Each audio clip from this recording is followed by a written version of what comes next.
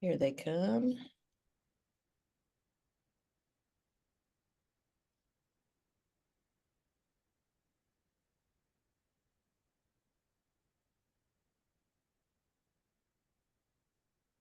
All right, here are our friends. Welcome, everybody. Okay, give another minute for people to get logged in and then we'll get started.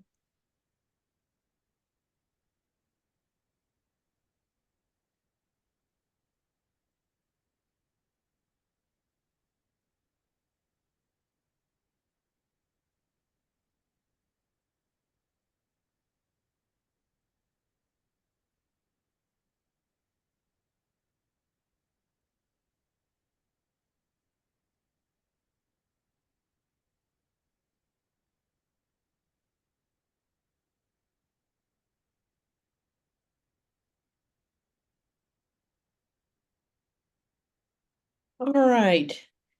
Good afternoon, everybody. It is afternoon now, and welcome to the community table. And as we have for the past several weeks, we have Heartset Training Center with Ryan and Khalil here with us to talk about harm reduction and the Therapeutic Alliance. And this is part 3 of that, so I will not waste any more of their time and turn things over to Ryan and Khalil. Thanks so much, Laura. As always, thanks, folks. It's great to see you and see some familiar names again. As always, we hope that you're getting something out of these training series. Maybe one little thing that you can put into practice, even if maybe your agency is not harm reduction kind of as its focus. So we're hoping to kind of continue that trend, offer some more thoughts about what the Therapeutic Alliance is and how it relates to harm reduction, and finally offer some tools. We, as usual, will put some questions into the chat and verbally, and we hope folks will respond in the chat just to kind of stay engaged and to critically think about some of these concepts. So this is part 3 of building trust and compassion, harm reduction in the Therapeutic Alliance. I'll go through some kind of quick shared expectations and jump right into it. I know you know us pretty well by this point. So just again, kind of hoping folks will engage us in dialogue today. We hope you'll share your thoughts and your kind of critical reflections on what this is like. Is it new? Is it different? Is it hard? Is it bad? We want to kind of hear all that stuff. And we'll just recognize that folks may not agree with everything we say, or perhaps think it's not possible in their context to kind of offer some of these ways of thinking about care in your helping roles. And we want to hear that too. We do have a tight hour and a half, so there may be times where we move us along, and maybe that'll be in the midst of a kind of a good conversation. We just want you to know that if we do end up moving our conversation along, it's not because we don't like what you're saying. It's just a matter of making sure that we get through the whole agenda today. And then we are going to share copies of slides over email. And we would love it if you would fill out our session evaluation form. Just reminding you again that there are 2 session evaluations, one from the Coalition for the Homeless and one from us, Heartset Training Center. And if you complete our session evaluation, you'll get a training attendance certificate. So looking to follow up with you over email with that stuff. In terms of objectives today, to kind of round out this 3-part series, we want to spend more time specifically looking at what is the Therapeutic Alliance. I think we generally know what that is, but there are 4 components of it that are kind of tied in very carefully with harm reduction. So we want to spend time A, defining the Therapeutic Alliance, B, describing in depth those 4 components that we see of the Therapeutic Alliance, and then finally, we hope you'll be able to explain at least 2 specific tools to strengthen the therapeutic relationship that you have with the folks that you serve. We'll offer more tools than that, but if you can walk away with at least 2, we'd be thrilled by that. In terms of how we'll get there, the path that we'll take, we are going to offer just a really brief review from last session. Again, we'll define the Therapeutic Alliance. We'll dig deeper into their components. And then we will fill up our tool belt with some tools that we think are useful, both from a kind of harm reduction approach as well as from a Therapeutic Alliance perspective. And then we'll do some fun practice. We'll get a chance to kind of use some reframing statements, think about some like brief case snapshots, and practice our thinking in this way. So here we go. As a kind of a brief review, just one slide of review from last session. We spent a lot of time talking last session about some myths that exist for us as helpers, right? And some unexamined cultural scripts that can sometimes actually get in the way of a strong working relationship. Uh, I can see so many examples of this in the work that I've done, right? Our agency sort of just works a certain way, or a certain supervisor that we have kind of coaches us to um, think about risk behaviors in a certain way. Well, this is how we do it, right? One example of those kind of cultural scripts that comes up is you can't work harder than your client, right? And that's something we've probably all heard, right? Um, and I think the problem comes up when we're not examining more closely, like how relevant is that phrase that is a nice, clean snapshot? It's a nice, clean phrase. How well does it actually fit into the care that this person in front of us needs, especially being a person who is perhaps marginalized through their use of substances or engaging in other risky behaviors? And we see some amount of suffering that they're experiencing. How do we tie in those cultural scripts that are kind of living with us into the work we do? And we think we need to do some closer examination of some of that stuff. We spent a little time last session also um, exploring like how do we include a harm reduction kind of based outlook into more traditional forms of abstinence-based care settings, and how do we move beyond some of those cultural frames that we have. And so we think that harm reduction can fit alongside abstinence-based care as another option, as a way of filling gaps, as a way of breaking cycles of stigma and shame that have left some people with a sense of failure, and looking negatively at themselves and reinforcing some of those stigma and shame cycles. Some of the kind of cultural scripts that I keep referencing here that we talked about were the fact that accountability has to include additional consequences, or that everyone has to hit rock bottom before they are able to see the other side, right? Or that meeting people's needs, despite maybe them engaging in risky behavior or making choices that we wouldn't make for them, is enabling, and that is always negative, right? So these are some of the things we try to challenge last session, because these are some of the things that we think get in the way of a really compassionate and trustful relationship that we can have with folks that is going to be more person-centered and enable some folks who have traditionally not made it, right, who have fell through the cracks, to get the kind of care that would be best supportive of them. We looked at some dominant culture frames and how they have impacted um, our ability to form those healthy and healing relationships with folks, especially drug users and others with stigmatized behaviors. And then we started to briefly touch on some strategies that we can use to interrupt some of those dominant culture frames. So when I say dominant culture, the things that I'm referencing that we talked about were this idea of perfectionism, right? If you experience a relapse, that's a failure, and anything other than kind of perfect is a failure. The fact that there's only one right way, which we sometimes see in like strictly abstinence-based care. This idea of either or thinking, and the level of paternalism that can sometimes come. You have to do it this way. I say so. I've done it myself, or this is the way we do it here, and this is going to make you a better person, right? Those kinds of dominant culture frameworks are what I'm referencing. So the things we looked at to address some of that is, how do we challenge power dynamics? How do we manage our biases, whether those are implicit or explicit? And how do we manage our own countertransference? So what we're hoping to do is make room for folks who have been impacted by stigma and who don't always see success in more traditional models of care. Alrighty, that's my quick and dirty review.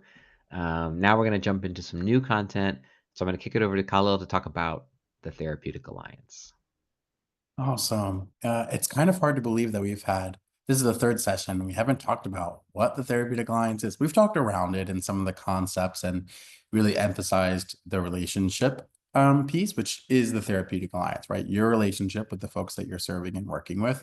But now we're going to move into just some of the actual text, excuse me, in literature about what the therapeutic alliance is and how we might be able to execute that in the spaces that we work. So the definition that we have here says that the therapeutic alliance is the quality of the interpersonal relationship between the client and therapist, which includes trust, respect, and genuine affection, as well as the degree to which the client is engaged in the treatment and is working collaboratively with the therapist toward achieving the goals of the therapy. Now, this definition does use the word therapist and the relationship between a client and a therapist.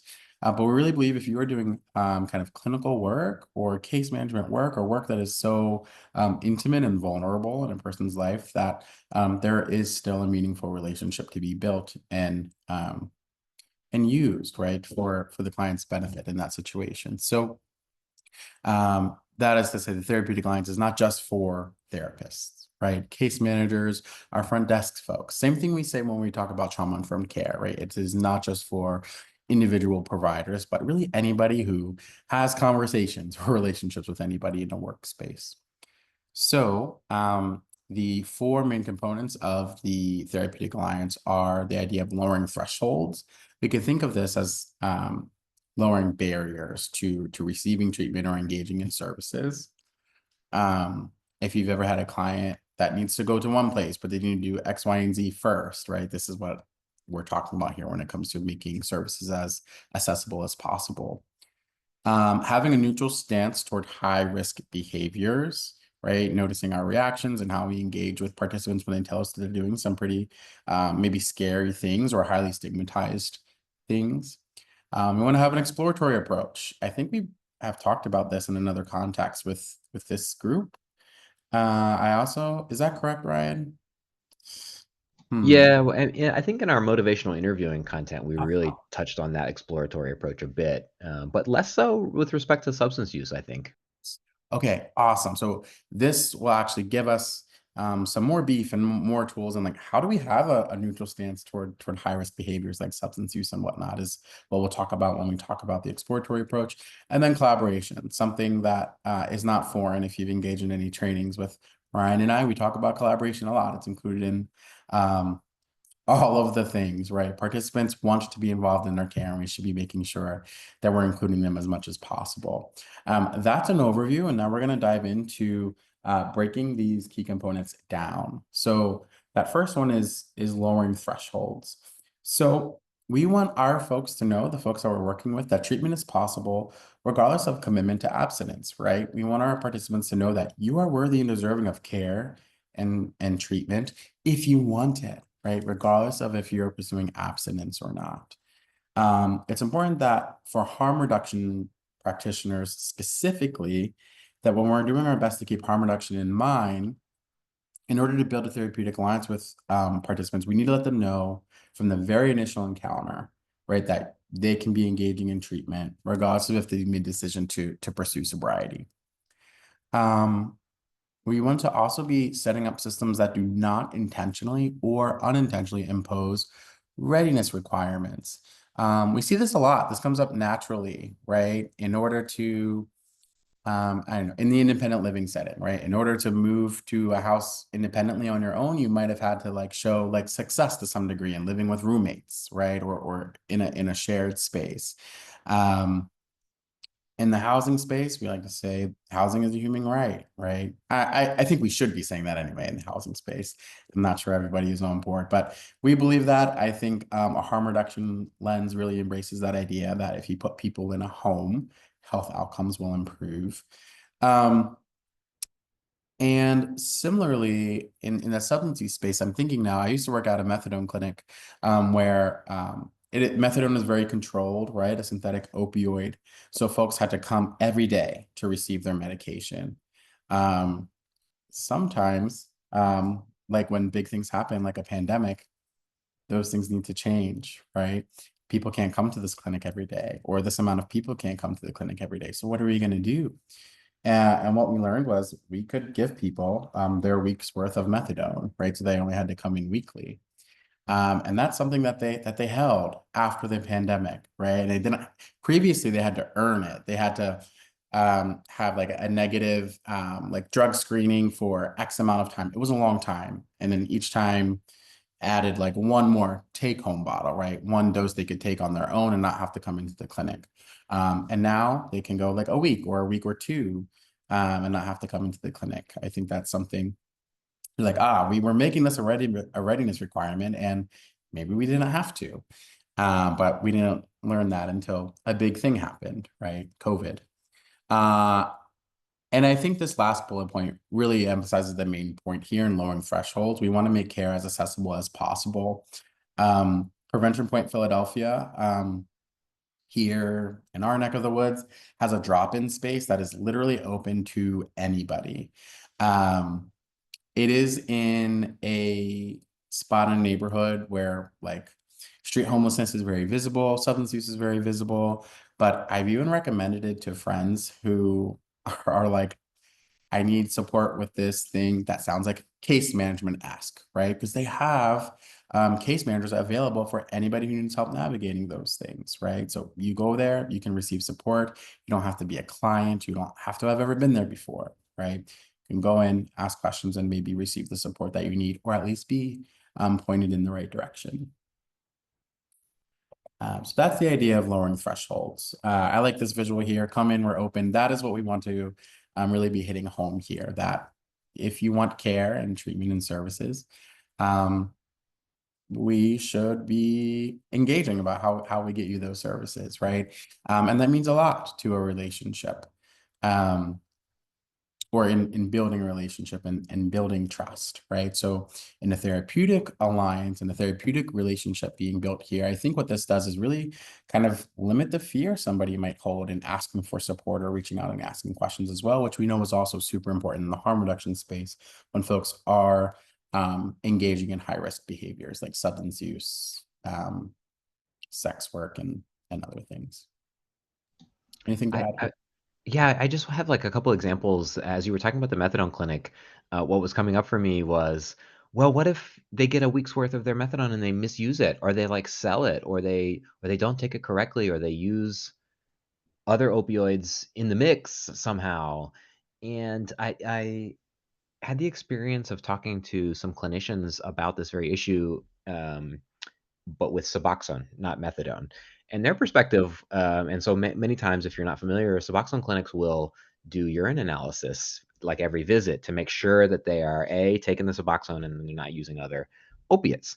And if there's not enough Suboxone in their system, or there's not enough of the Suboxone present in their urinalysis, that's a problem, and people get kicked out of programs because they're like selling their Suboxone, or they're otherwise not using it correctly and they're using other opiates.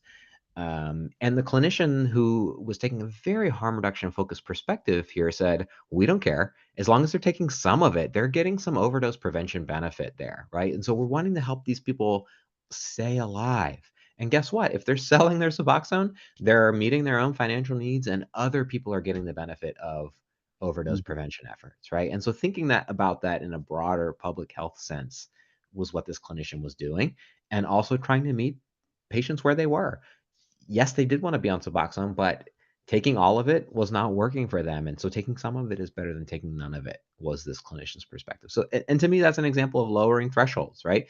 Rather than kicking these people out of programs, allowing them to use the programs as best fit their lives. The other thing we say often, you've heard us probably say this, is find ways to screen people in, not screen people out, right? And I think that fits that concept that Khalil was talking about of come in, we're open, you're going to get some care here, rather than we're going to try and find ways that you don't fit the program so that we can serve other people. Yeah, thanks, Ryan. I think one of the other examples there of like screening in and not screening out is the way that the agency that Ryan's talking about was screening people in was just checking to see that they were using this, right? In the methadone clinic, when they are taking someone's urine, they're looking to see what else they're using in addition to their methadone. I think that there's like a pretty clear distinction there, and also like what it looks like to screen people in versus screening people out. Yeah, can I just elaborate there? And you're saying that people would get kicked out of the program if they were using meth also. right? They were using their methadone correctly, but they were also smoking meth or Yeah. smoking weed or something like that, and Or that's if not they, really what the program was designed for. right, yeah. Or if they weren't getting kicked out, they were like having their take-home bottles rescinded or something as like a consequence to using substances that were not methadone. Yeah. Yeah. Alrighty, a neutral stance. This is one that I think is fun to talk about. And what I like to tell folks is when we're talking about a neutral stance, this is not, I want to be clear that this is referencing like we want to have a neutral stance in relationship to high risk behaviors, substance use, sex, death and dying, generally, right? I mean, specifically. When it comes to other things, we don't want to be neutral. We want our participants and our folks to know like we are on your side and on your team and want to cheer you on and support you, right?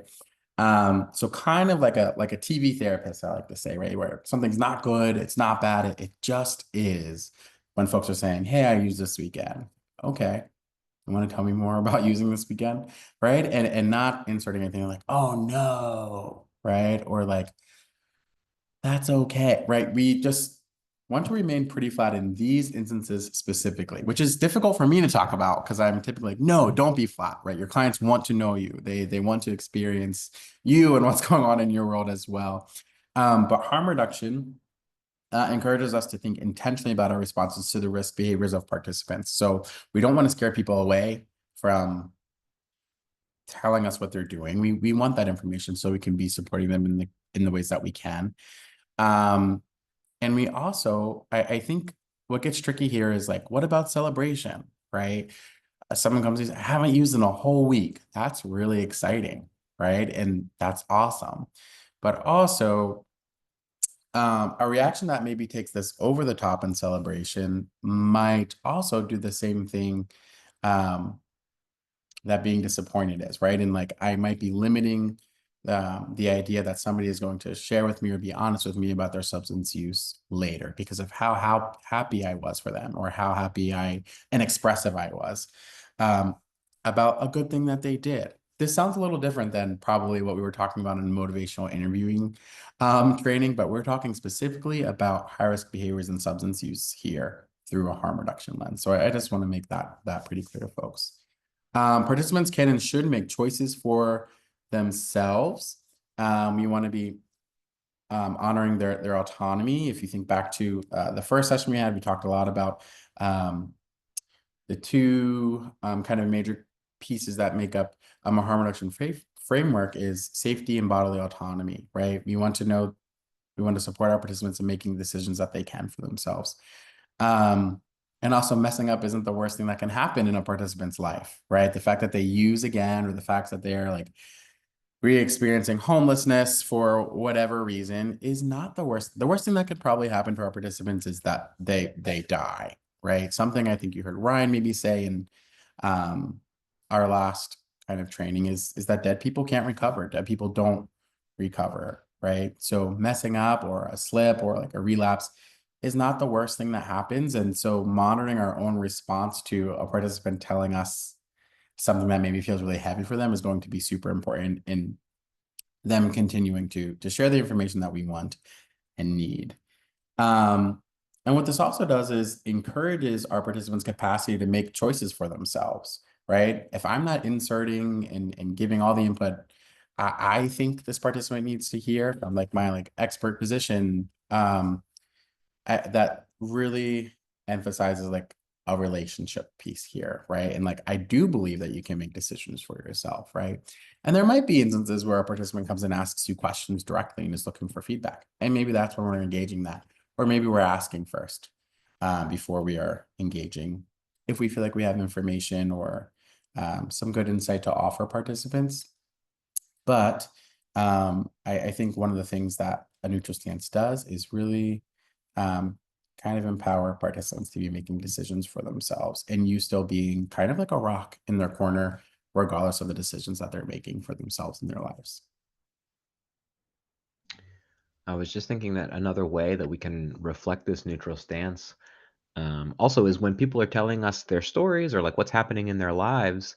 I think if we're not careful, we sometimes center the risk behavior or the substance use when in fact the substance use is like background to what's happening for that person in their life, right? So they may say to you, I got in a fight with my partner and it was like a really nasty fight. We were hurling accusations at each other. Um, and you're like, well, when was this happening? Or like, what was happening? And they're like, well, we were using, or we were shooting up, and then my partner got mad at me for this thing. And you're like, hold on, you were using. Tell me about that. Like, where you know, was the conflict because of your using? And so I guess I'm trying to paint the picture that sometimes we like over focus on the substance use or the risk behavior, whatever it may be, when in fact that's not what the person is trying to tell you. They're trying to tell you kind of internal, emotional, um, or stuff, or things that maybe they're more focused on than the actual substance use, which is in the background of what they were trying to tell you, right? And so one way that we can take a neutral stance is by allowing that risk behavior um, to be centered in the way that the participant is trying to frame it, right? We're listening to how they're framing their substance use, and if it's not at the center, we don't make it the center, right? We're over focusing on that sometimes. So the next component of the therapeutic alliance is taking an exploratory approach. The first bullet point here says that folks have a relationship to drugs and other risk behaviors. And I think we mean in this slide for us to take a more literal approach or a more literal understanding of what people have between themselves and their risk behavior, right? Like all relationships, there are ups and downs, right? And so we can look at the relationship between a person and their risk behavior from that same lens and treat it like that. How would you talk to somebody when they talked about the ups and downs of maybe what they would consider a toxic relationship in their life, right? Um, we would want to kind of hear their perspective and hear all sides and hear what's good about it and hear what's bad about it, right? And so we can kind of take that same approach with people's relationships to substance use. We're going to talk about a continuum of care, or excuse me, a continuum of use spectrum a little bit later. Khalil is going to talk to us about that. And I think that fits this same idea that like people's relationships to substances shifts over time, and it goes up and down, and the impact of those substances change over time. And so we have to kind of continue to focus in on the way that people are relating to this part of their life rather than thinking about it only as like an addiction that they have, right? This is an addiction, it's got control over you. We have to break that control. We can think about it more from there's almost a mutuality there. Like, what's it doing for you? How do you like it? What are the really bad parts about it? What is it not doing for you? How is this relationship getting in the way of the things that you want in their lives? Um, and so just acknowledging both sides of the coin there, right? In terms of the therapeutic alliance, what this does when we treat it like a relationship is it emphasizes people's autonomy, right? And their ability to make choices in their lives. It's not something that has control over you as an addiction. It's a relationship that you're in, and you have the choice to stay in that relationship or to change that relationship to be something that maybe is serving you better. Um, yeah, you can change it, you can end it, just like any relationship. And the same tools that we would use to change or end a people relationship maybe come into play here too, right? And so thinking of it that way. The fourth and final component of the therapeutic alliance is collaboration. Um, some of this content you've heard us literally say before, some of the same bullet points, right? But the idea here is that we are coming together with different expertises, right? And our expertise in the field of substance use care or mental health services or housing support is not better or more privileged than the expertise of a person over their own life, right? Their lived experience, right? And so we are coming to this relationship um, with our own expertises, and we're not meant to challenge the expertise that the person has of their own life and their relationship with their substances and their own treatment needs. We don't want to be a person who is perceived as someone with an agenda that we're trying to push, right? We are here in partnership with people. And so when we are trying to get somebody sober, with that very specific agenda, and that's our only frame of reference, that pushiness is going to damage the therapeutic alliance in some cases, right? So just remembering that our expertise is not more important than the expertise of the person we're working with. And so this next bullet point is around sharing power. We talked about addressing power dynamics a little bit last session. Everybody's got a role to play in that, right? It's not just the helper and the participant. The agency has a role to play there too, in trying to flatten some of those power dynamics and give people what they need to be self-determined, autonomous beings in their own care, right? Giving them choices to make the decisions about what direction the care is going to go in. This collaborative element also is going to recognize just the supreme importance of the relationship. If you cannot do something, so let me back up. If you can provide care in a way that places as primary the therapeutic alliance, that improved relationship is going to lead to all the outcomes that you want for them anyway, right? Because you're going to be a trusted individual in that person's life. We care about their histories, we care about their life experience and circumstances, and that's going to be really going to be visible to the person in front of us. This collaborative element is also going to sort of lead to the expectation that we're going to work together with people to create a plan that's going to be what they need. It's going to meet them where they're at. It's going to highlight their strengths, rather than kind of dictate top down, this is the way that a change plan will look. It's going to come through brainstorming, through this collaborative effort. Yeah, I think that's what I want to say there. Anything you would want to add on this, Khalil? I think you did a pretty good job. Okay. All righty. I'm gonna kick it back over to you to talk a little bit about some of the evidence around therapeutic alliance. Sure. Yeah. So if there are any naysayers in the group right now around like, this is fluff, I know I should be nice. We also love to share evidence around things like this. I like to say something similar when we're talking about trauma-informed care. Sometimes it feels pretty fluffy, right? But the fluff that Ryan and I are talking about is evidence-based and researched backed, right? So here are the data that you see on the slides is actually some bullet points put off two kind of separate studies. One study was really big. Another one was like a smaller sample size of like 163 folks. But here are some of the findings from those studies. So the first one says that 15 to 28% of individuals, and this was at an outpatient substance use clinic, similar to the methadone clinic I described earlier, do not return for their second session of treatment, and 30% drop out within the first month.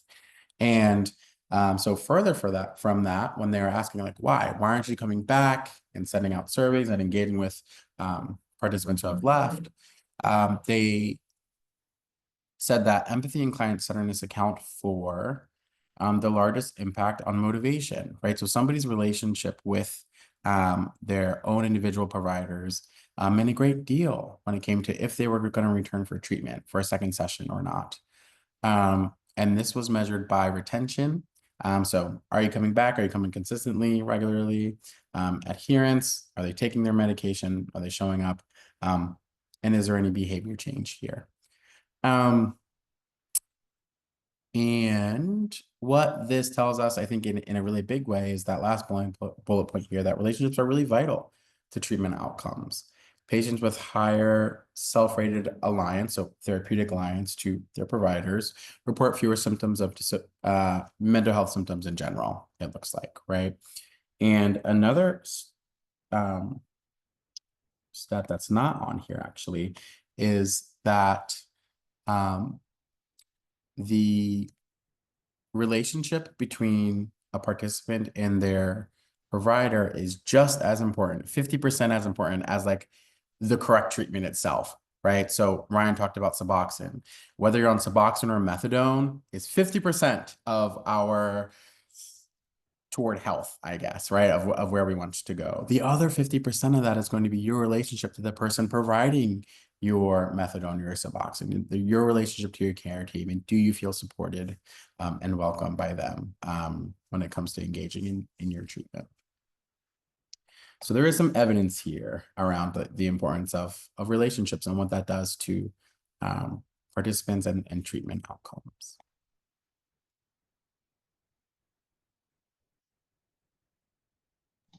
Apologies if you've seen this quote from us. I like to throw it in every single training that we do because we kind of love it. But this is a quote by Dr. Rachel Remen, who is a doctor of integrative medicine. And she says that healing is not a relationship between an expert and a problem. It's a relationship between human beings.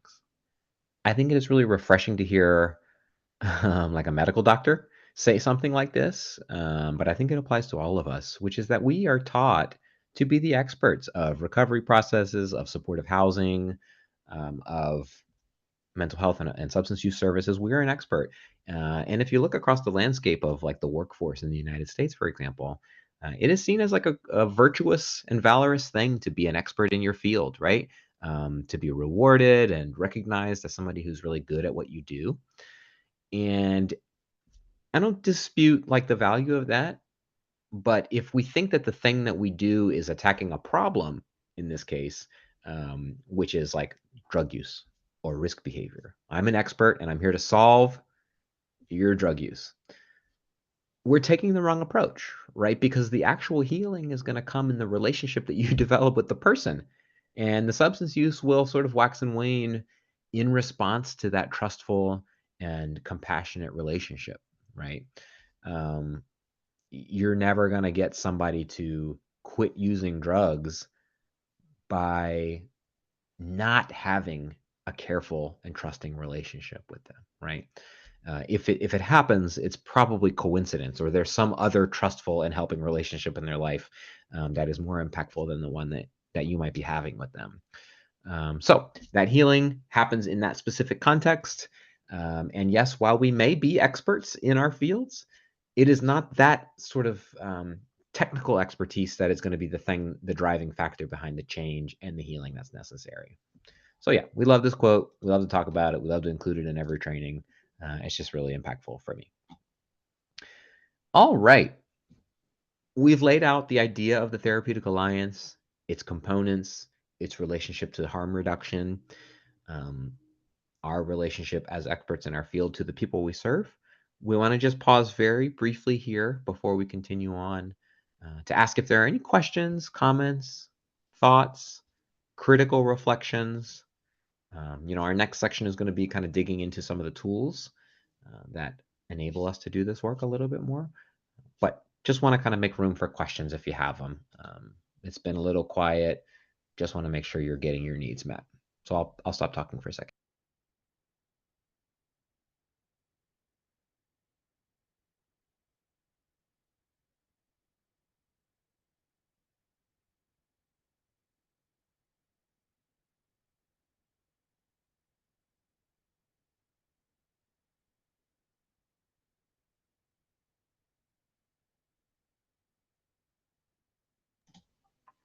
Alrighty. I'm not seeing anything come in, but I want you to feel free to chime in, put something in the chat whenever you want. Make us take a side detour if that feels right for you. We'll keep going, but I want to continue to make space for that. Alrighty. So, Khalil, you want to talk us through some of the tools we'll get into? Yes, I would love to. So the first tool we have for what we can do to strengthening the Therapeutic Alliance, specifically in harm reduction settings, is this idea of embracing taboo topics, right? So what is traditionally hard to talk about in our workspaces and also in our personal lives, right? So this is going to include moments to directly attend to uncomfortable discussions. What we want to do is name it. Name the uncomfy thing, or be allowing our participants to name the uncomfy thing, right? So when it comes to the conversations around sex, around suicide, and around substances, I think these are some of the harder things to talk about. You might have heard me in other trainings. When I do a consultation with somebody in the therapy space, I tell them before we even establish if we're going to work together or not, that I really like to normalize conversations around sex, suicide, and substance use because they're big deals. They come with a lot of stuff, right? I call them the big S's. So again, sex, suicide, and substance use. We can put the next bullet points up, right? So again, we get there by naming these things. But what it looks like to embrace taboo topics is making sure that these conversations are purposeful and intentional, right? Purposeful dialogue about client's relationship to risk behaviors. This is going to reflect markers or moments in therapy where you can use that exploratory approach that Ryan was talking about, right? To ask the why, right? And it's going to be important that because you're using an exploratory approach, it's not like, oh my God, why are you doing fentanyl and heroin, right? It's like, what was going on when you decided to use over the weekend, right? We're encouraging the client to explore that relationship to their substances, and this or their high risk behaviors. I really like this point a lot. When we think about those big S's and things that are typically harder to talk about, we might think we have to set out time and space to ask about a really heavy and hard thing. But if we are paying close enough attention, they come up all the time, right? Have you ever had a participant that said, so and so treats me like this, I think it's because I'm Black, or this person doesn't like Black people, right? That is a moment to engage in a conversation about race, something that is historically pretty taboo and hard to talk about, especially in a professional context. But it is one of those examples of how these things are naturally unfolding right in front of our eyes. It is, I think, very instinctual sometimes to kind of write that off, right, and not address that. But I think, especially from a harm reduction perspective, somebody is sharing really, really valuable information with you about their own internal experience and what's going on in their lives, and that those things should be addressed. High cultural humility. So the more cultural humility we're able to display and practice and execute with the folks they work with, leads to fewer missed cultural opportunities, which I think makes sense, right? If you try your best to engage in a way that is culturally humble, you are more likely to pick up on those things and those questions and able to explore folks more.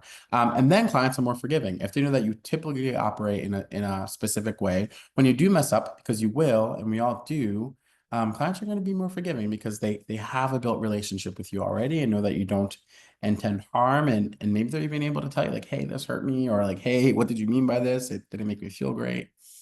And I think I also like to explore this topic as an ethical obligation, to be talking about these things, right? We have an obligation to see people with everything they carry into a space, even if they are these taboo topics.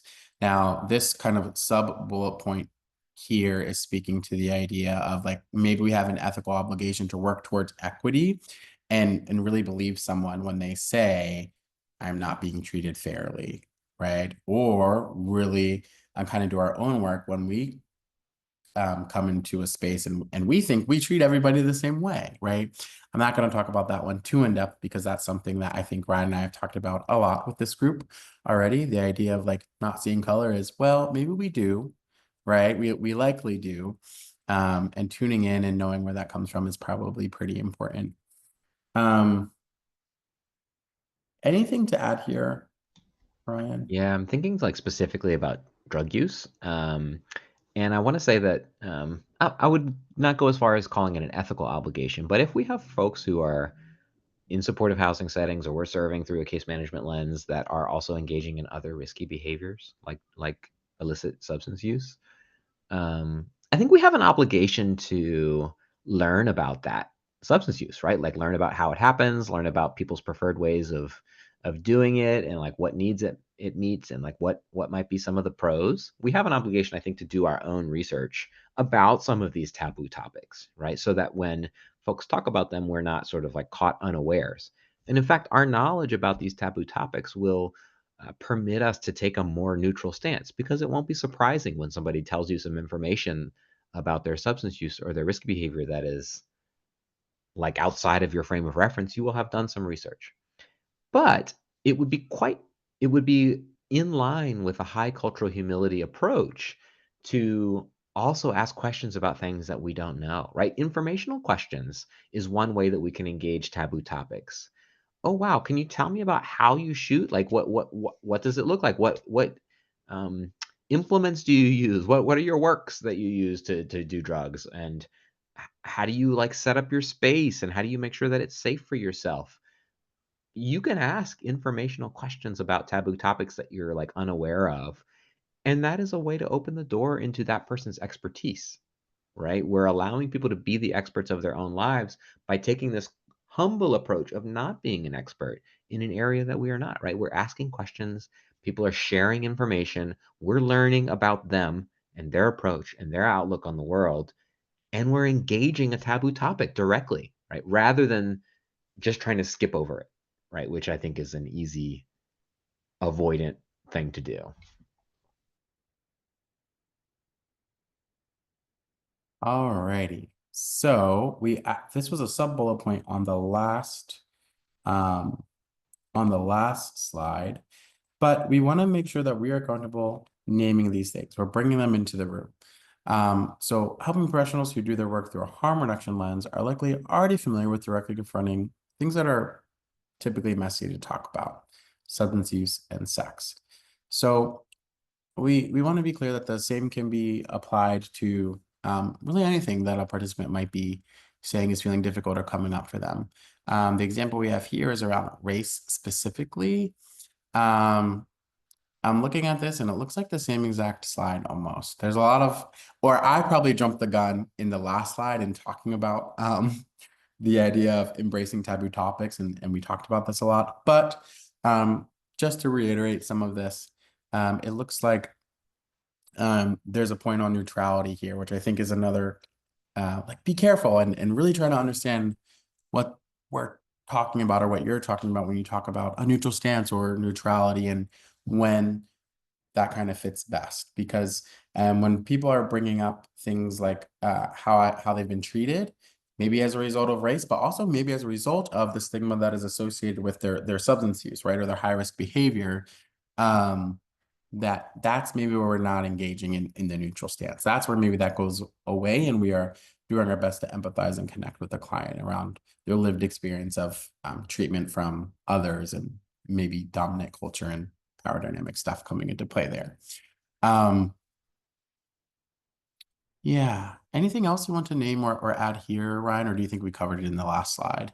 Yeah, I think we covered it pretty well.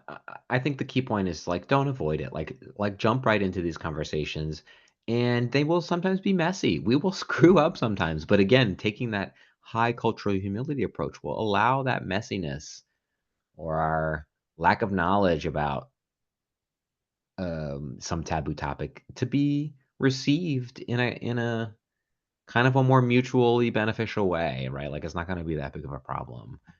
So lean in, I guess, is the big point. Um, okay, so as we're thinking about tools, the next couple slides are really going to focus on like the language that we use, and that's really important. I think I've seen in so many trainings, like this flip from more stigmatizing language to more person-centered language, and we have a slide that looks like that in a second here. But what we're talking about when we talk about our language is not just the words that we use, right? But it's about how we conceptualize people, right? How do we understand a person's humanity and the ways that our care contributes sometimes, if we're not careful, to dehumanization, right? We're leaning into some of the stigmatizing stuff through our language, right? And people are really sensitive to this. They know when your frame of reference is one that is more aligned with dominant culture or marginalizing ideas. And that's going to be reflected in the strength of the therapeutic alliance that they have with you, right? So when we think about people who use drugs, um, and thinking about what language is being used, we want to know what people use for themselves, right? How do clients perceive themselves? What qualities do they perceive of themselves and like their peer group? Are they given the freedom to label themselves, right? Or do you sometimes hear your participants who engage in risky behavior use stigmatizing language about themselves. I think that speaks a lot about their own self-worth, their sense of self-worth, and about the empowerment that they feel around naming themselves, right? If you hear somebody always call themselves a junkie, that says a lot, right? Like it says a lot about who they see inside. And if we're using that language, it says a lot about how we conceptualize their humanity, right? Do they feel empowered to challenge the labels that are placed on them? If other people call them or call their drug use or their risk behavior, their sex work or whatever, by a more stigmatizing language, do you hear them challenge that? Or do they not feel empowered to do that, right? These are questions that we can ask of the folks that we serve and that we should be monitoring and assessing sort of in the background for ourselves as well. This language is also, again, really important for us as providers. Sometimes there is implicit judgment in how either our colleagues or ourselves label clients, right? Even if we're talking about them in largely positive ways, if we also use a label that is not person-centered or that is relatively stigmatizing, there is implicit judgment built into the language that we use. And if a client hears us use that language, there may be something of that judgment communicated to them, right? Even if a lot of the rest of your interaction seems to be person-centered, if you're also using a label or a term or some other language that communicates judgment to folks, that will have an impact on the therapeutic relationship, right? I'm not asking you to be like so careful to tiptoe around and not use any bad words ever, but I think it's useful to examine what language we actually do use around risk behavior, so that we can challenge it, we can correct it, we can communicate what we actually want to communicate with to people, which is the desire for mutuality and collaboration, that exploratory approach, etc. Yeah, I think one of the things we may be able to do is communicate non-judgment as an alternative to some of the other systems that folks have been in. And that non-judgment may be the thing that opens the door that people need, whereas the system seems like impenetrable or has been unhelpful to folks. That non-judgment may be an open door to a new or the possibility of a changing relationship to the risk behavior that people already have towards more health and greater wellness. Yeah, there's a bunch of stigma out there, and we can be that like beacon of light for folks when we're communicating in the ways that we want to communicate. So, as I've been kind of harping on a bit, language does matter. And again, it's not just what we say, but it's what we actually internalize as our attitude towards other people. So, some examples of stigmatizing language in the substance use space or the risk behavior space more broadly: addict or a drug abuser. You probably have, if you have been listening, you've probably heard Khalil and I use the phrase substance use instead of substance abuse, which again is like less stigmatizing. Yes, you use substances, that is a descriptive statement, not one with further connotations. You're a drug user, not a drug abuser, right? Which has a different flavor, has a different feel. Other examples of non-person centered language would be a schizophrenic, right? Or an ex-offender, an ex-con, or calling calling a person a prostitute. And so what we want to do is reframe some of that stuff to more person-centered language. A person with a substance use disorder. Even the use of the word disorder has felt a little strange to me, given what we know about the DSM and its like lack of cultural competence and its way of sort of gatekeeping care and the way it's been used by insurance companies to exclude people. So even that, I think, has been giving me the heebie-jeebies a little bit, but a person with a substance use disorder is going to certainly sound better than an addict. Right? People who use drugs maybe would be my preferred phrase as opposed to a drug abuser. A person living with schizophrenia or a person with schizophrenia. Rather than an ex-offender or ex-con, maybe a returning citizen might be something. Or the use of the phrase sex worker as opposed to prostitute. Another way that we can do this when we don't know what would be a more person-centered language that is also preferred by the person is to take that cultural humility approach and ask, when you do this like survival based sex work, what do you call yourself, right? What do you call your engagements? Do you call it a date? Do you call it something else? And using the language that people use for themselves might be the way to go. So as a way to reduce stigma, we want to be really mindful of our words and our statements, but not just that, also our attitudes and our actions that underpin and underlie those words and statements that we use. We want to be examining what those things mean. Wanted to share you one other example of kind of reframing language that also reframes our internal perspective about this work. You might be familiar with the phrase relapse. I'll ask in the chat. I haven't had any kind of folks chime in the chat so far, but for folks who are in the audience, what connotation does relapse have for you? When you think about relapse, what words come to mind? What thoughts? What attitude comes to mind when you use the word relapse and you're talking with a client? I'll give a pause for folks for a second.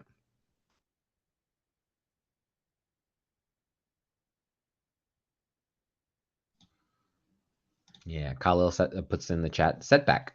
A setback, yeah.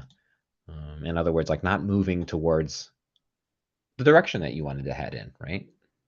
Anything else from folks in the chat?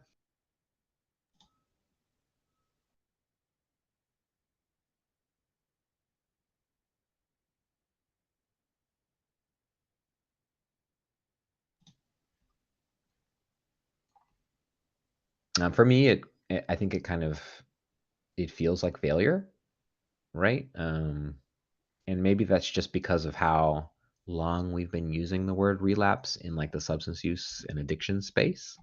But for me, it's kind of a negative connotation. Like when I think about that all or nothing perspective we were talking about earlier, relapse feels like a failure or like the end of a journey in the most negative sense of the word. We know that folks are gonna kind of pick up again and stop using many times probably in their relationship with substances, but there is a sense of finality with that word relapse for me at least.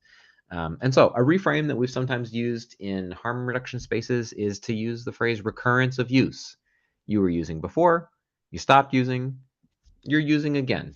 And to me, that phrase is different. It feels like laying the expectation that using or not using um, has any sort of like personal moral judgment. It's just a thing that may happen again. We're in a period of recurrence of use. How do we want to approach that together?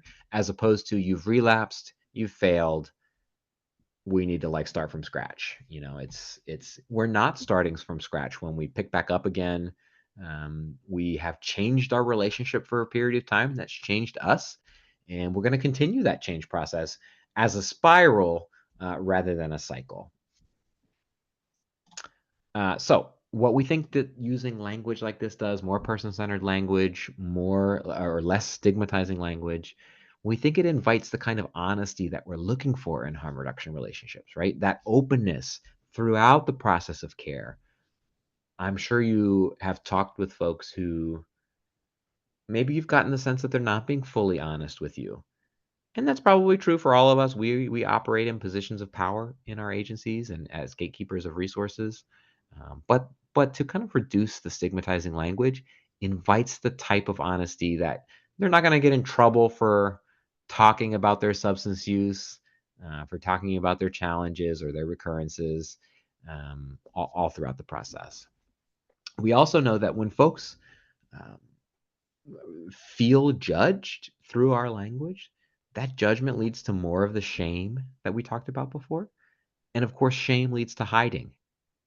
And when folks are hiding their risky behavior, that is going to sort of innately be more dangerous, right? There's not somebody watching their back. There's not somebody asking questions about other healthful ways of looking at this risk behavior.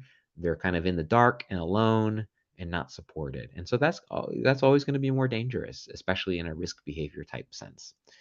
So we want that open and inviting honesty.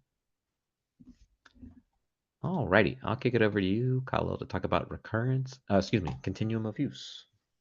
Awesome. So this is the tool that we call the continuum of use scale, and it really acknowledges that the way that we engage in substances really does exist on a spectrum, right? Like many things do, I think we're learning and discovering and continuing to talk about.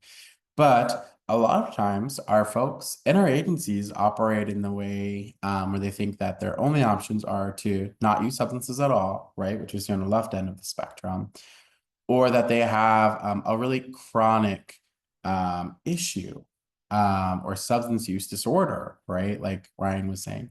I was like, disorder doesn't feel so good to say, right? But there are also all these other ways that we might be engaging in substance use.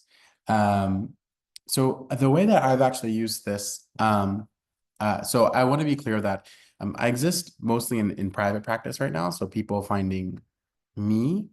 And I do say I can work with substance use, right? Because I'm not opposed to folks interested in recovery or abstinence, which a lot of people also sometimes assume about folks like me and Ryan are like, wait, what's wrong with recovery? The answer is nothing. If this is what somebody wants for themselves, that's that collaborative piece there, right? You're telling me what you want, and we are going to do what we can to get there together. But what this might look like in my own therapy space is someone saying, like, I'm using substances in a way that doesn't feel good. We'll talk about all those ways that don't feel good to them and whatever. I might show them something that looks like this. And then they can maybe put some more words to the way that they're using right now. I used to have a client who said every day when they close their laptop, because they mostly work from home, they would take out the wine bottle from like under their desk and then drink, right? And what this was something that was habitual, right? So if you see like abuse, habit, chronic up there, we noticed that their use existed habitually. After work, this was something that they did. It was just like familiar to them. Um, but we also knew that no use wasn't where they wanted to be. So what they're able to do with a tool like this is point to something that looks like social and ritual use or experimental use and say, that's actually where I want to exist. Here's where I exist right now. Here's where I'd like to exist. How can I get there? Right. So I think one of the main ways this is helpful is asking that question specifically, helping a client identify where they are in relationship to their substance use today, and also where they want to be with all these options, right? Not just use or no use. Something I've found really helpful to support clients in talking about substances, and also as a way that we, I think, can maintain a really neutral stance toward their substance use behaviors. We're not saying they need to exist in no use. We're actually saying, if you want to use experimentally sometimes, because there's a lot of life you haven't lived yet, that might be okay, right? Or if you want to use socially, but not at home or during your work day, that might also be something we can work toward, right? The goal is to really uncover what about their substance use is impacting them in a way that doesn't feel good. And are there other ways they could use that maybe would feel more fulfilling and less limiting to their life outside of substance use? Yeah, I love this tool because it really embodies um, uh, uh, a divergence from more like dominant cultural scripts around like all or nothing type approaches, right? There's so much in between no use at all and like severe and persistent and chemically dependent use, right? There's such a wide spectrum of like experience in there. And our goal or a person's goal doesn't have to be no use for them to achieve what they want in their lives, right? And so we can set goals or maybe no use is their goal and we can look at each of these as a stepping stone toward it. But more practically, I think just sort of looking at like other possibilities for goals beyond complete sobriety. That I think is at the core of what harm reduction can allow for is just more possibilities for different ways of living. Alrighty. Goal planning, something we all probably very used to and familiar talking about um, in our workspaces, but there are some key components here that we think are important to be including in our goal setting or our goal planning sessions that really should revolve around safety. And I think what this really does is help a client to understand again their relationship to substances. When is it scary? When is it the most risky or harmful? Yeah, so one of those things, one of the things that we know, and if you look at the visual on the screen, we know that the more support someone has, the more that their chances of harm go down, right? So how do we get there? The first thing we want to be doing, or one of the things we want to be doing, is making sure clients are aware of their personal triggers. What's going on when you want to use? In the client scenario I just gave last slide, talked about a client closing their laptop. That was a trigger for them. That's when they were always using, right? It became a habit to close your laptop, grab a wine bottle. We also want to explore internal and external support. So when we're talking about internal resources, what do you have in front of you already to support you in using substances in the way that feel better, or in not using substances at all, if that was your goal? And then we want to, from there, after you are exhausting your internal resources, then we want to reach out for some additional supports, right? So we're moving from what do I have to support myself through this, to what do the folks around me have to support me in this, or what might work as a distraction. I think distraction in this case is maybe a little bit healthy if somebody is trying to change their frequency or consistency of substance use. Are there environmental adjustments I can make? What I like to tell my clients, whether they're using substances or not, is like, it's one thing to be sad and depressed in the world, right? And carry all these things. And it's another thing to be sad and depressed in like a cute, comfy bedroom, right? You come home at the end of the day, your bed is made, you can get in it if you need to or want to. What's going to make your space comfortable and supportive of healing for you, even when you're sad, or even when you're feeling low, or even if you're struggling with substance use. Are there some professional supports that can come after these steps, right? After our internal supports, our social supports, making sure our environment feels good. Who can I reach out to professionally? Do I have a therapist? Is there a crisis line of some sort I can engage with? In the harm reduction space specifically, there are a ton of different resources and hotlines. I think maybe like Never Use Alone is a hotline where folks can just use on the phone with somebody. I know when Ryan and I worked in the Housing First setting, that agency, sometimes we knew folks were using when we were talking to them. That wasn't the point of the phone call, but we would stay on the phone to make sure they were alive and breathing, and we could get folks to respond if we needed to. So I do think that the order that we kind of talk about these in on the slide makes sense, but it might not make sense for everybody's like individual situation, right? And also the amount of resources people have in one of these buckets or another is going to vary as well, right? You might not have a bedroom to make cute and neat and comfy for yourself. Or you might not have a lot of social support, so you might jump to professional supports after that, right? But as long as we are hitting these things, we think we are really doing the best we can to reduce harm for folks. And additionally, this should be very conversational. A lot of treatment plans, I know this says safety plan, but a lot of treatment plans sometimes are pre-filled or come with some specific things that need to be stated as goals for folks. And that's not very collaborative, right? We know that collaboration is a key component of the Therapeutic Alliance. And when we are giving people pre-filled stuff, we shouldn't be upset that they're not meeting those benchmarks or those specific goals that we've identified for them because it wasn't collaborative. Another thing I want to say is sometimes agencies make a distinction between safety planning and treatment planning.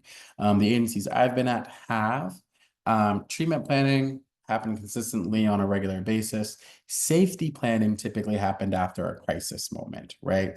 After an overdose, after a suicide attempt, is when we might be safety planning pretty quickly and reviewing really each of these points that you see on the slide around what got us here, what do I have, who do I have, what do I do if this happens again, is I think more safety planning for the crisis moments. Okay, if because I know I'm going to use, if I do overdose, this is what comes next for me. Anything to add here, Ryan? No, I think you covered it really well. Awesome. Alrighty, it's been a little bit of a quiet group this morning, but hopefully folks are willing to engage and practice with us a little bit. I think we might have the ability to unmute you. I don't know if that's true, but we hope that we can at least engage you in the chat. So what we're gonna do is we talked a little bit about stigma last session, and we touched on it briefly here. So we're gonna actually move toward a practice where we can start reframing stigmatization, right? So think back to the slide that talked about embracing taboo topics and naming the things that are hard, right? Folks are coming to us with a lot of stigma and shame around their high-risk behaviors, and we want to practice what it looks like to be responding to these things. So I'm gonna queue up a statement that a client might say, or something a client might do. And it's going to be in the form of maybe documentation, right? We know how we treat folks, often as a result of how we talk about folks. There's kind of like a cyclical relationship here, right? How we talk about folks is also going to trickle into how we treat them. Sometimes that's good. Sometimes it's also not good, right? So we're going to put some statements of what our documentation looks like sometime and invite you to tell us how we might reframe some of these statements to be a little less stigmatizing for holding and supporting this person in our agencies. So the first piece of documentation says, and maybe you've written something like this. I know I've written things that sound adjacent to some of these in my own life as well. But this one says, client is non-compliant and continues to abuse substances despite multiple interventions. So chat is open for you all, folks. Maybe to kick us off, we can just start easy. We can ease our way in. Maybe just give me a yes or no. Is this statement person-centered or client-centered? Yes or no? Y or N, if that's even more simple for you to type in the chat.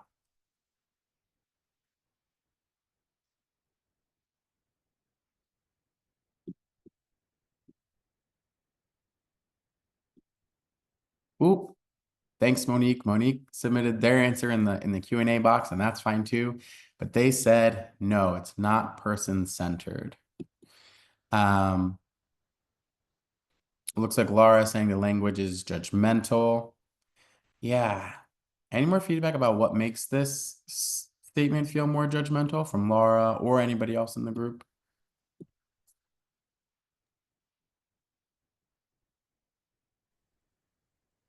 The last agency I worked for, we were not allowed to use the word non-compliant. I love that. Yeah, it was forbidden. We had to come up with other ways to describe, because that's more about what I want the client to do than what the client wants to do, what their goals are. And in a harm reduction model, abstinence is not always what that client wants. Mhm. Maybe they want to use less rather than not use at all. So it feels kind of judgy. You could say the client struggles with meeting their goals of using. Yeah, I like that. I do think the word struggle sometimes has my like hackles up, but I think like the way that you used it is completely fair and makes sense because they're struggling to meet a self-identified goal that they've made, right? Mhm. And that's a little different than us just making the assumption that a client is struggling. A client is struggling because they're telling us they're struggling and not meeting the goal that they've set for themselves. And that feels a little bit different than my own view and perspective of, oh, this client is struggling. I think another way I might document something like this that saves time and energy is like client continues to use substances, period, right? Like we know our client is continuing to use. Ryan talked about substituting like abuse for use, and that's another thing we can do in this statement here. Awesome. Ready to move on, Ryan, to the next one?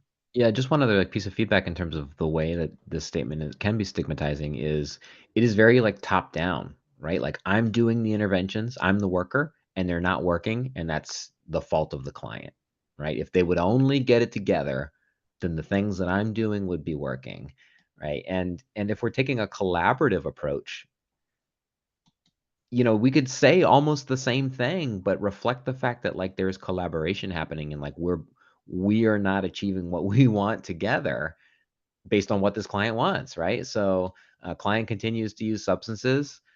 We've tried the Never Use Alone hotline. We've tried X, Y, and Z, and they're reflecting that they're unhappy about that, right? It's always about the client's experience of it versus, as Laura mentioned, like when we frame it from our perspective, I'm frustrated because you're not doing what I want you to do. It's not about the client.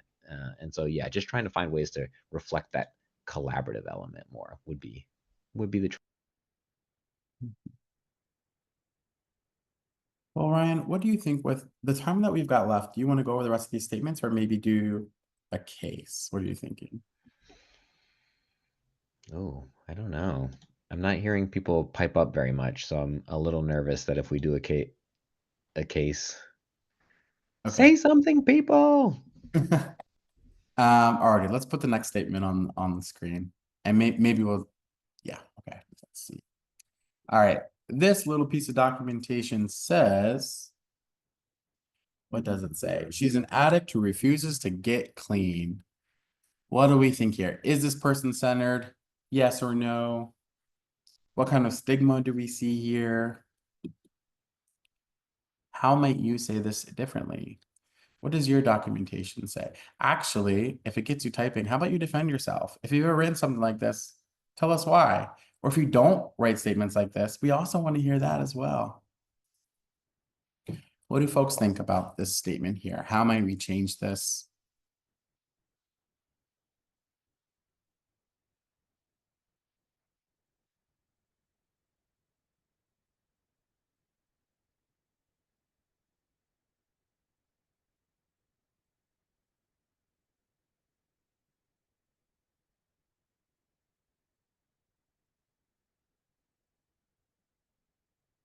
Feel it in my bones. Somebody is typing away. I know it.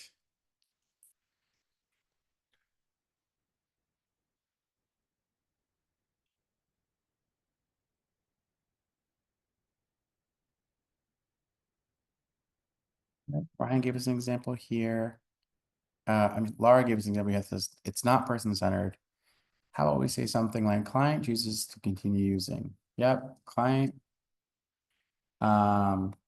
continues to, yeah, client chooses to continue using. Absolutely. This sounds correct. Or maybe not correct. It sounds less stigmatizing, and that is the goal, right? And also really it embraces the idea of harm reduction. They're continuing using, and you can see kind of a neutral stance that we talked about right here as well, right? Just in that statement that Laura uses, client chooses to continue using. There's no judgment there. That is a neutral stance toward a high risk behavior, and that's exactly what we want and need. Can we put the next two examples up, Ryan? If there are any thoughts on the third one, feel free to chime in, anybody, but I think the last one is a little bit different, and I'd like to maybe see if anybody has feedback on this one. But the last example says that tenant is irresponsible and pays rent late because of their addiction. What do we see here? I think we know by now that none of these statements are person-centered, so we'll maybe skip that step. But what stigma do we see here? What assumptions do we see here? And how might we say this differently?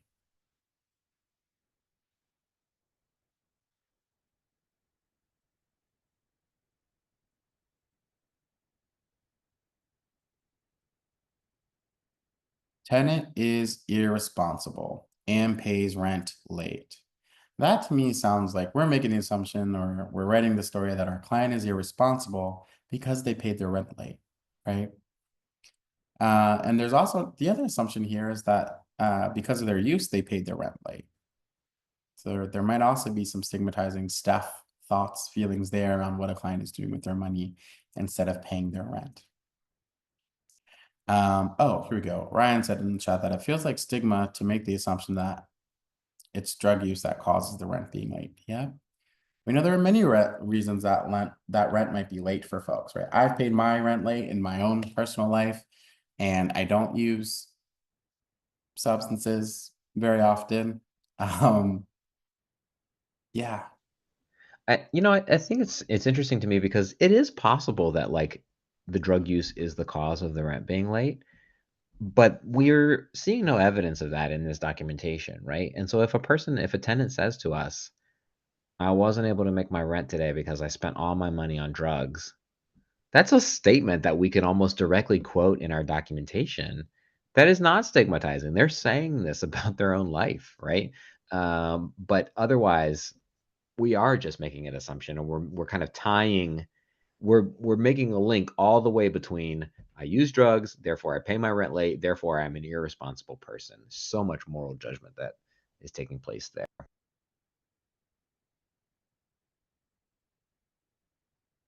Ooh, Laura, reframe this for us. Tenant reports using rent money to buy drugs, or tenant may be using rent money for drugs. We'll call tenant and discuss. Perfect. And what we're also doing here is embracing taboo topics, right? Why is your rent not paid? Right? What happened?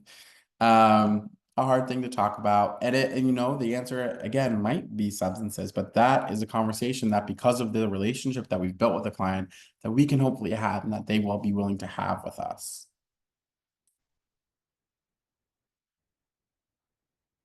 Anything else that anybody wants to add or contribute to this kind of practice piece here around reframing some of the ways we might talk about participants in our documentation?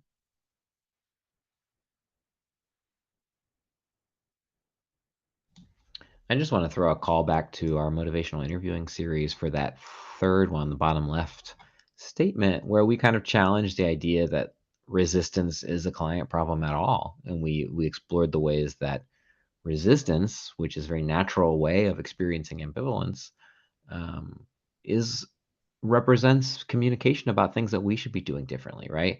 And so even using the word resistant, or as Laura mentioned at a setting that she worked in, like they were barred from using words like non-compliance, because it is more about us, right? And so it is possible to talk about the interventions that you've tried to help support somebody's change or a changing relationship to substances, um, but to flat out call them resistant, really, I think doesn't offer us any information that is not stigmatizing.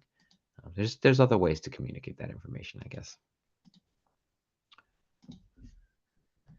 Alrighty. Well, I'm gonna go ahead and move us through our review slide, and call it a day. We'll open up for questions also, but not getting a lot of feedback, so we'll move right in here.